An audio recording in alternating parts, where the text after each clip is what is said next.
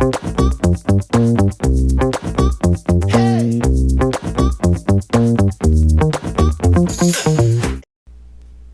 ¿qué tal amigos? Bienvenidos a una emisión más de The Essential. Yo soy Isabel Inclán y me encuentro ahora con Irene Vallejo. Ella es escritora, historiadora, filóloga española y se encuentra aquí en Toronto. Ella vino invitada por el Departamento de Estudios Hispánicos de Glendon College, donde nos encontramos, a dar una charla y también va a dar otra charla en el Toronto Public Library con la escritora Marta Batis. Irene, bienvenida. Muchas gracias, me hace muy feliz estar acá en Canadá.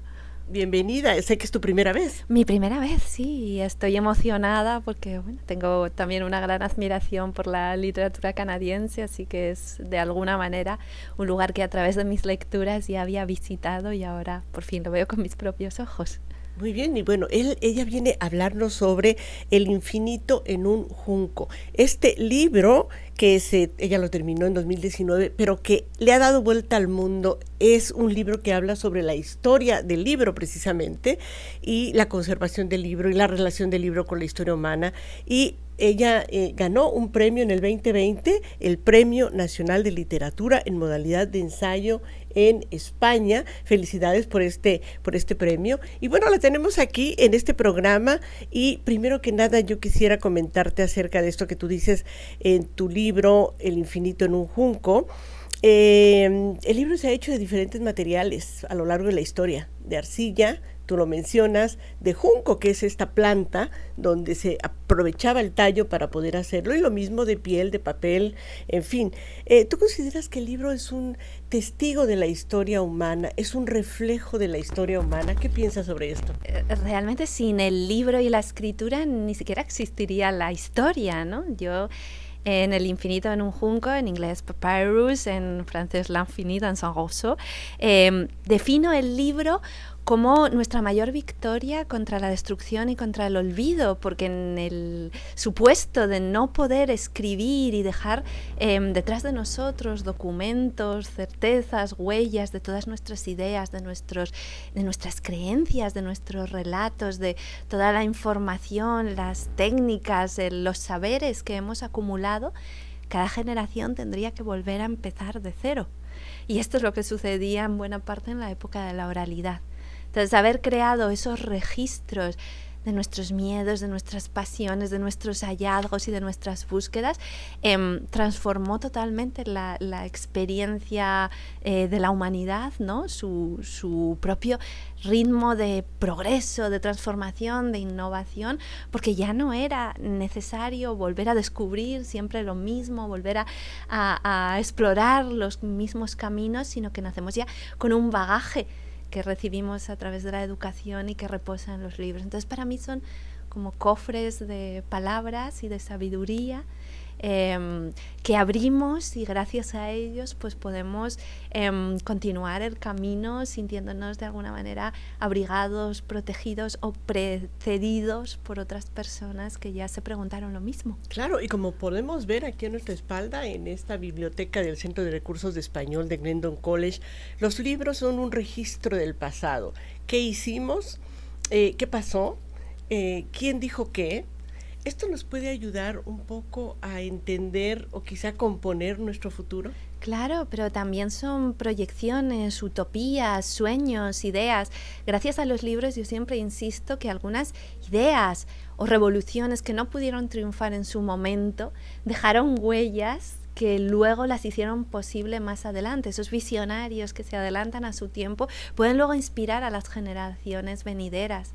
La medida en la que nosotros podemos avisorar todo nuestro pasado y saber qué errores se cometieron, qué sucedió en determinados contextos, nos permite ser mucho más eficaces a la hora de predecir el futuro, ¿no? Son nuestras herramientas para intentar anticipar o construir el futuro que soñamos. Entonces, para mí esa dimensión del pasado está totalmente unida a la del futuro, ¿no? Y somos seres que nos proyectamos en mundos que aún no conocemos gracias a que podemos proyectarnos en los mundos que nos precedieron. Claro, y tú como filóloga, estudiosa del lenguaje, del uso del lenguaje, de la historia del lenguaje, ¿qué nos puedes decir acerca de la literatura antigua que lo tocas en tu libro El infinito en un junco, sobre el papel de las mujeres en esta literatura antigua? Entiendo que hay un personaje muy importante femenino que quizá la historia no la registró tanto. Exactamente, yo durante todos mis estudios universitarios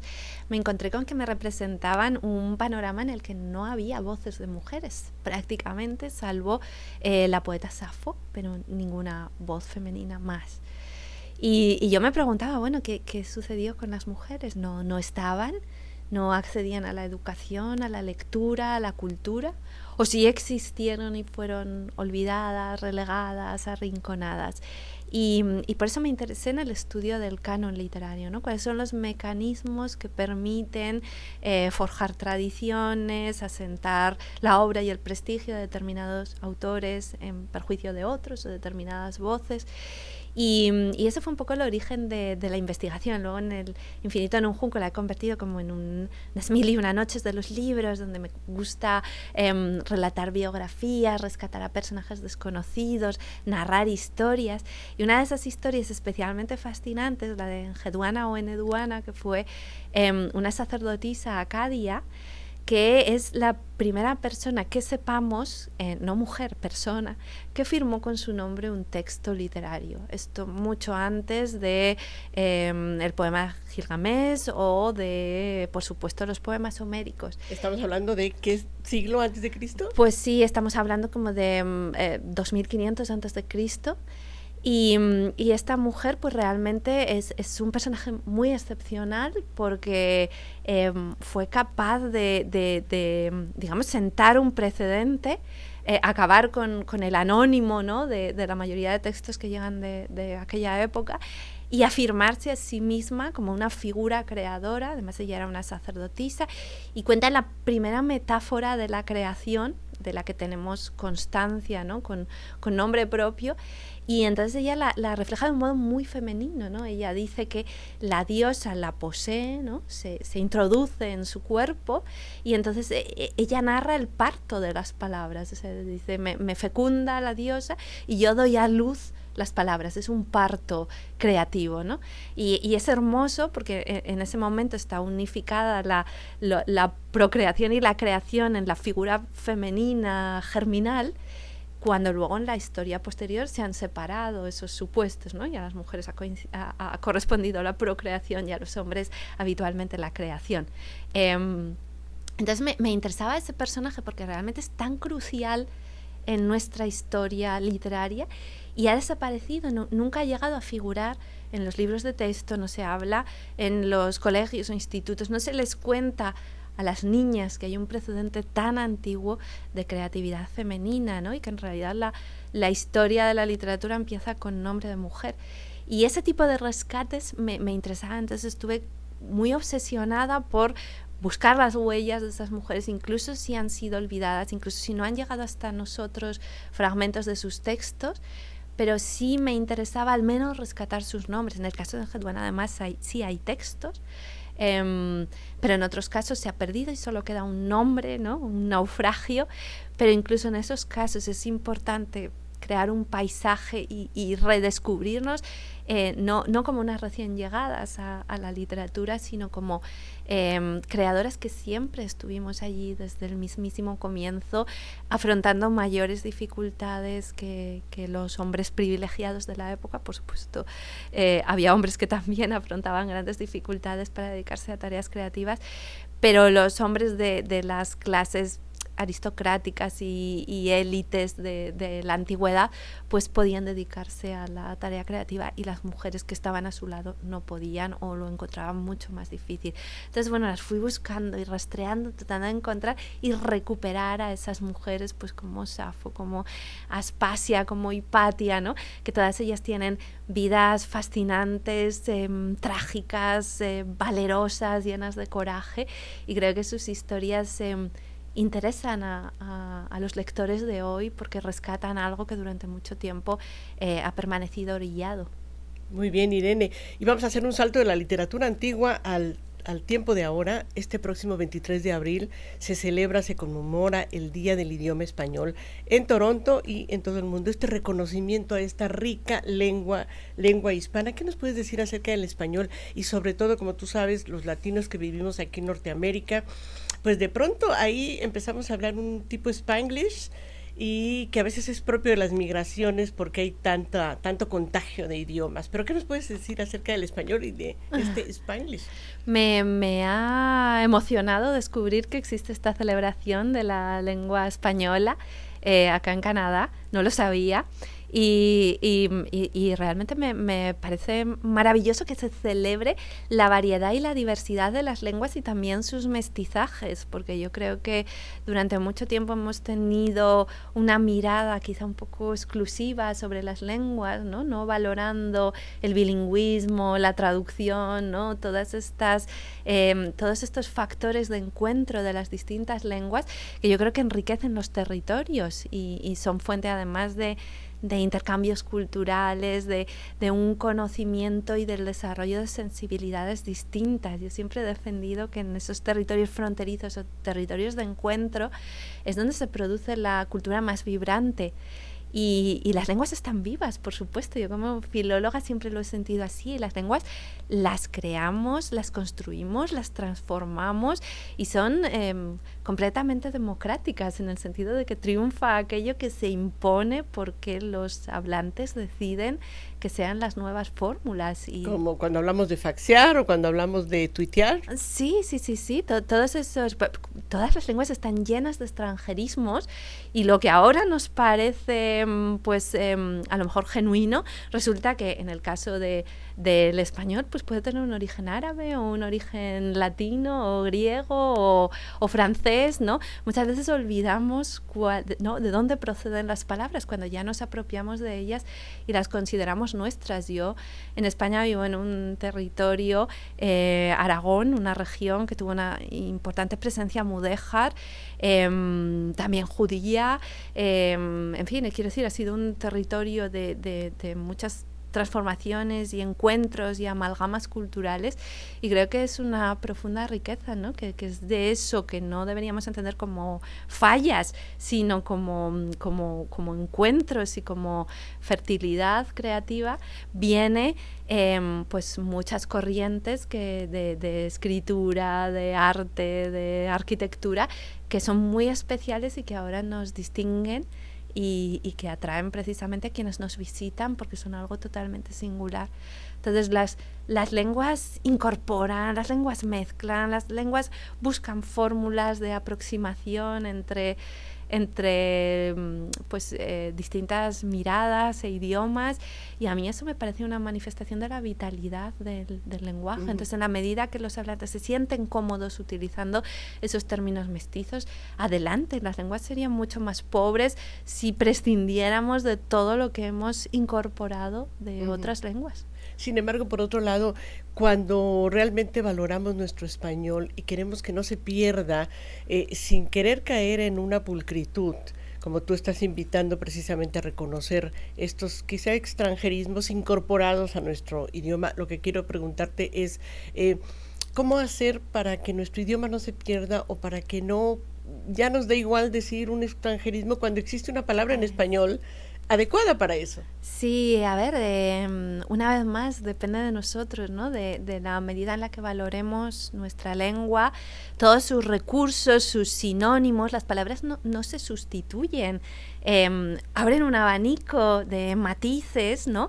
Que enriquecen nuestros registros, porque incorporemos una palabra coloquial de Spanglish, eso no quiere decir que prescindamos de todas las palabras de nuestra riqueza literaria e idiomática. Entonces, yo creo que tenemos que ser conscientes de que la lengua es una riqueza que poseemos y hay que cuidarla, hay que cultivarla. Leer es una maravillosa forma de ampliar vocabulario, de conquistar y adquirir las palabras de nuestra vida con la que nos relatamos a nosotros mismos. Y bueno, pues creo que esa actitud, ¿no? De, en primer lugar, enorgullecernos de una lengua tan bella que tiene toda esta tradición literaria y que está viviendo un momento tan prodigioso de creatividad. Yo cada vez que viajo a Latinoamérica me siento fascinada por todo lo que está sucediendo y que tengamos también esta relación de ida y vuelta entre América y Europa, ¿no? Y que nos intercambiemos temas, expresiones, fórmulas, géneros, ensayos, temáticas. Es una conversación fabulosa. Y para nosotros los españoles pues es una posibilidad, ¿no? De que nuestra lengua tenga esa apertura global, que es algo fascinante. Entonces, sentirnos orgullosos de esta lengua que está creciendo, y allá donde los migrantes la llevan, esa lengua, nunca sentirse avergonzados de hablar este idioma tan hermoso y con tanta tradición literaria y con tantas modulaciones y música y poesía y creación y filosofía y pensamiento, sino todo lo contrario, cuidarla, enseñarla a sus hijos y sentir que es un sello y una marca nuestra sobre el mundo. Y que también es una forma de sentirnos poderosos, ¿no? Hablar este idioma tan rico y tan bello. Claro que sí. Irene, volviendo a tu libro, El infinito en un junco, tengo entendido que se ha traducido a más de 30 idiomas. Se vende por todas partes, has hecho giras, vas a ir a Argentina, Sudamérica, vas a ir a Estados Unidos con esta presentación. ¿Qué es lo que dices acerca de este libro que fue un proyecto universitario, una beca que tú tuviste la oportunidad de desarrollar esta investigación y que realmente le has dicho al mundo, aquí está la historia del libro, así empezaron los libros, esto es lo que los libros nos dicen de la humanidad? ¿Qué piensas de todo esto? Ha sido asombroso, yo nunca, ni por lo más remoto, esperaba que este libro pudiera tener esta acogida y despertar este entusiasmo. Soy la primera sorprendida, pero también, como antes hablábamos, un orgullo de haberlo hecho precisamente en español. Creo que también es la lengua en la que Borges construyó sus maravillosos relatos y poemas, donde él también dio carta de naturaleza a las bibliotecas, a la biblioteca de Babel, al mundo de los libros y de las ficciones. Alberto Mangel, que es argentino-canadiense y que además escribió esa historia de la lectura, que para mí ha sido un texto fundacional, ¿no?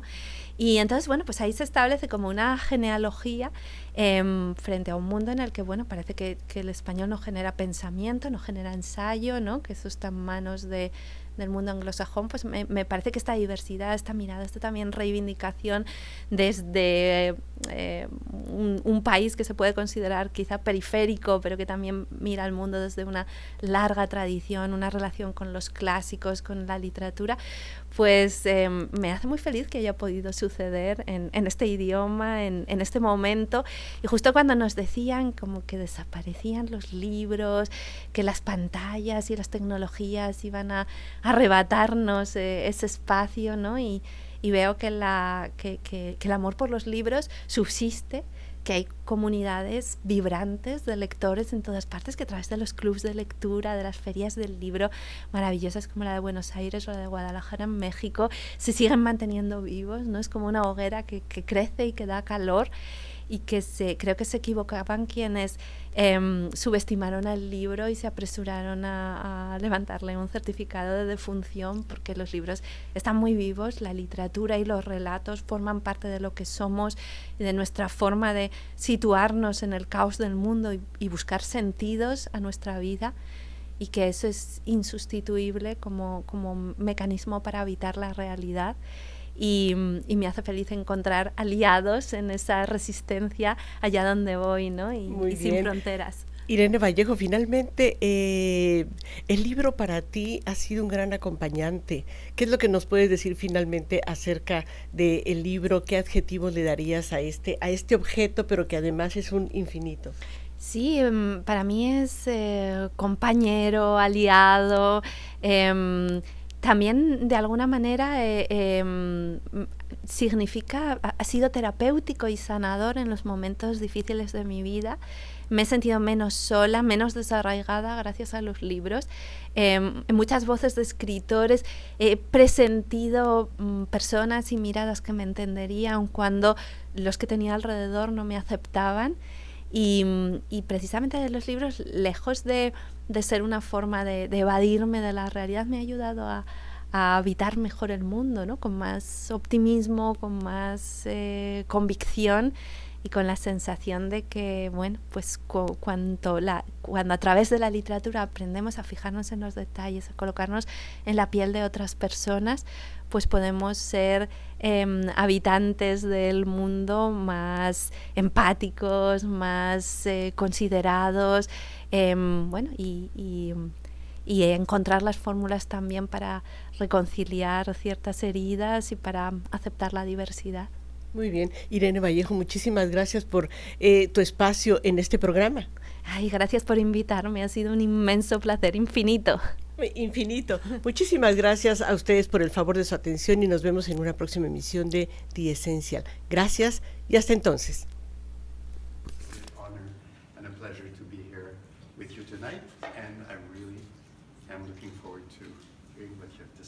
Having heard a lot already about you, now I want to hear it from you. Thank you very much.